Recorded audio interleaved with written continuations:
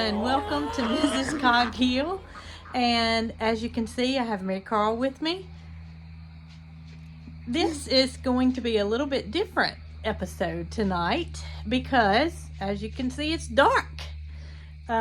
We thought that it might be kind of neat to come around and show you all of our critters, big and small, and what they do when the sun goes down. Now here's Tucker. She's already ready, so I guess Tucker, our black cat, is probably going to join us on our tour of the dark Cog Hill Farm. Tucker, you gonna come along with us? Or are you just gonna stay here and wait on us to get back? All right, Marycarl, you ready? Yeah. Let's go. Where do you want to start? Let's start at the birds. Yeah, start at the birds, okay. Well, that's a good idea because that is the first thing that we come to. So, I was right. Tucker's going to come with us and show us where everything is in the dark. Marycarl, you going to get the gate? Yeah. So, we're going to start in the bird area, which has the big Cog County school bus. That's where I would say about 75% of everything feathered that's not a pigeon sleeps at night in this area, with the exception of cantaloupe, the Sebastopol goose, and the Muscovies. Now the Muscovies started out in with Nugget, and over time they've decided that the grass is greener on the other side and they have, we had an Egyptian goose take flight. Yeah, so they've decided that this is a better area for them to reside, and they do that. So we're entering the Cog County school bus. A couple of months ago, I had some chickens that went broody. And what that means is they just sat on eggs and sat on eggs and sat on eggs. And I'm the type of person that feels like at some point nature needs to take its course. So I left these hens that were so wanting to be mothers sit, and they hatched out. I know you've seen it on our other videos. They hatched out a bunch of chicks. And these three mamas here. There's one back there, and then there's this one, and then there's this one.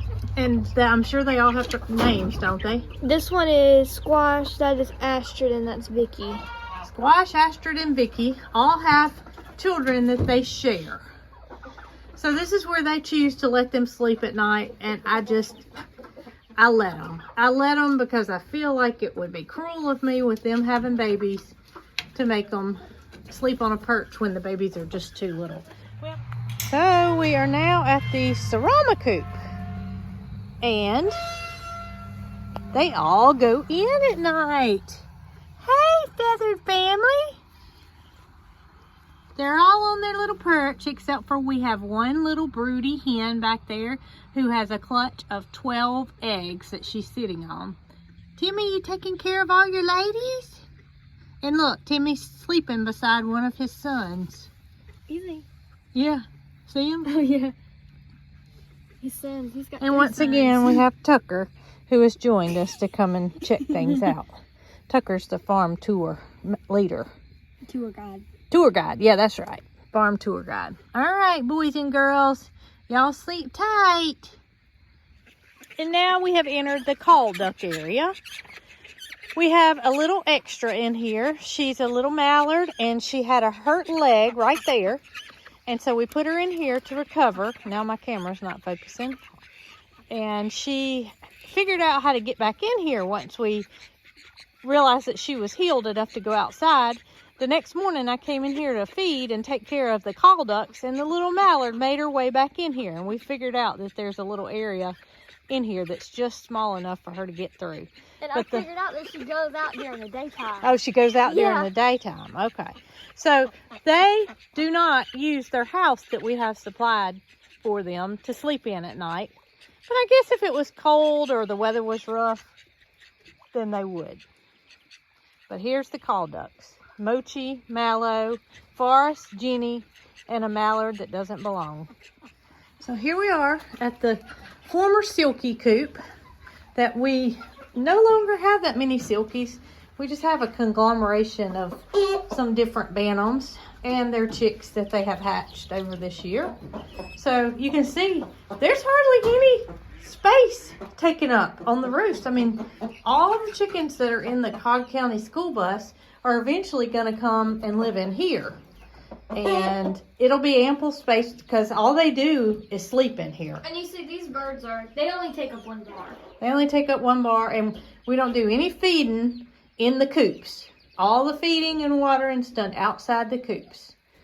On the second half of the Bantam coop, we had it divided, and this is where these Saramas used to live. We wanted them to be able to go outside the Saramas, and so Marycarl took this area for her fancy pigeon loft. And it serves its purpose well. She has her archangels, fantails. Is there any other breeds in here, Marycarl? It's just the archangels and fantails. Archangels and fantails live in here. There's a fan, and the rest of them are arcs. Aren't they beautiful though? You can really see the shine on flash. Yes, you can. We are now in the roller loft area of Marycarl's pigeon breeds. And this is just simply the area that I would call it kind of like the foyer. It's the area that you come into before you enter the aviary of the pigeons. And so we're gonna go, let's see here. Is that a powder? No, It's a roller? Yeah. Okay, so we're gonna go out of this door. Marycarl.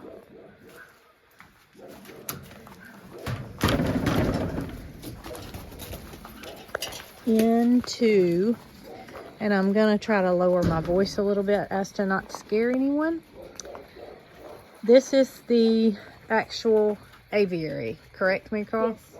And what breeder pigeons are out here?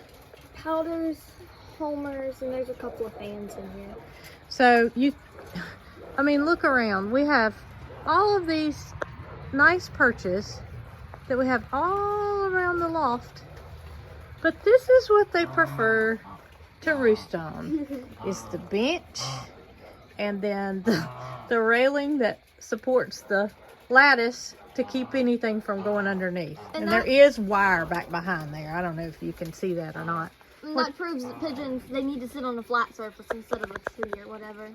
And then you can see right there. So you can see one of the Victorians is sleeping on what is to be their nest. And the other one is beautifully perched upon the top of the tree. Listen to them cooing. Oh, is that what they're doing? Somebody got in their space, didn't they? And they won't live out here. We're redoing the inside of their loft. So that's where they'll go. And the Victorians will stay out here. So these will eventually be all moved back into the inside here where we have nothing at this time. And you're wanting to make some changes to the inside, so they're out here until you do that, right? Yep. And that's something that we're going to show in a very near video. Okay, babies, y'all get some good rest. All right, so now we're going on to four-legged things, plus Nugget and the geese. All right, so we've entered the area where the goats, Mildred, and Peaches live. And as you can see, this quarter hut is empty. There are a couple of chicks sitting back there. Is that Roomba's babies? Yes. Okay, those are Roomba's babies. Roomba is trying to let go of their leash, and they're not being as close to their mama as they once were. And this one, you have Mrs. Peaches. Hey, Peachy. I'm sorry, I didn't mean to interrupt your sleep. And Peaches uses her snout to rearrange the dirt and the hay and the hay just the way she likes it. Right, Peachy? Okay, baby, go back to bed. We're going to go see what your friends are up to.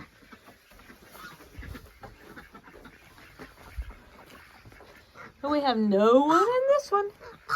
What do you think that means? The goats are back there.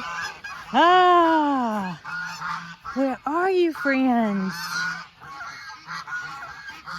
So, this week, we have been buying square bales of hay for our goats.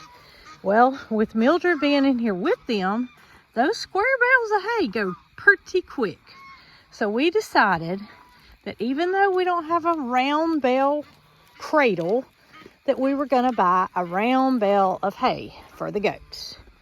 So we did that, and we just set it over the fence with the tractor upright, and we're going to have to buy a cradle. Isn't that right, Mildred? Fifi, Capri, Tip, there's Bo over there, and here's Bootsy. All right, are y'all just going to stay over here all night? Mildred loves Paris, and Paris loves Mildred. Hey, Mildred. Mildred said, "What do you come out here loving on me at night?" All right, let's go see what Nugget's doing. Where do you think Nugget is? Under that little hut. You think that's where Nugget is? No, Oh, he's right you're there. wrong. Hey, Nugget. Nugget, what are you doing, buddy? Nugget, we're going to leave you be, buddy. But for the most part, Nugget usually sleeps up under his shelter. Whether it's the weather's good or bad, it doesn't matter. He usually is under that shelter. So I'm surprised to see him just laid out here. Well, come on, Tut-Tut. Where are you? Come on. Well, you going to show us the last boys? All right. So I would normally guess that the boys would be back in the back under the shelter. But I see Moody, and you can see his eyes shining right there. And that's Joe coming towards me. And that's their big giant hay bale that we just got this week and put it in their cradle because the grass is just not what it was earlier this summer. Temperatures are starting to cool down. They have ate a lot of grass, so we're starting to supplement all the animals with hay. And Moody looks like he has made his bed. Here he comes, right beside that hay bale. Joe, you and Topper sleep on the picnic table? Come here, Moody. Come here, buddy. Come here. Oh my goodness. You got a hay hat. Look at you. Yeah. Moody's just a big old puppy dog. Yeah. Oh, goodness. He said, clean me up. Why did y'all wake me up anyway? So, I think that this was something that people had been wanting to see, is what do our animals do at night? And we just went around and tried to give everybody a hello and show you what our animals do when the sun does go down. You can see Joe, he's still trying to get Nugget's attention. He thinks Nugget's his boyfriend. But for the most part, everybody else just beds down and calls it a night. All right, He has Moody. the shape of a turkey on his side. Moody does? A shape of a turkey on his side. Or Eve or something. It might be Nugget. His horns are warm. They are warm. I felt them. Moody loves a good rub down. All right, buddy. Go back and get in your bed. And we'll be up bright and early to come feed you in the morning, okay?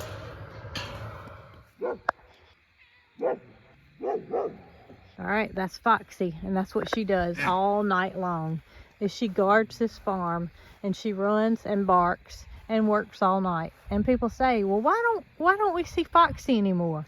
And that's just simply because it's up until these past couple of weeks, it has been so hot that Foxy just finds her somewhere to sleep during the day that's comfortable and out of sight, because she does just what you just heard all night long and guards the farm. Tucker, do you do any guarding? Yeah?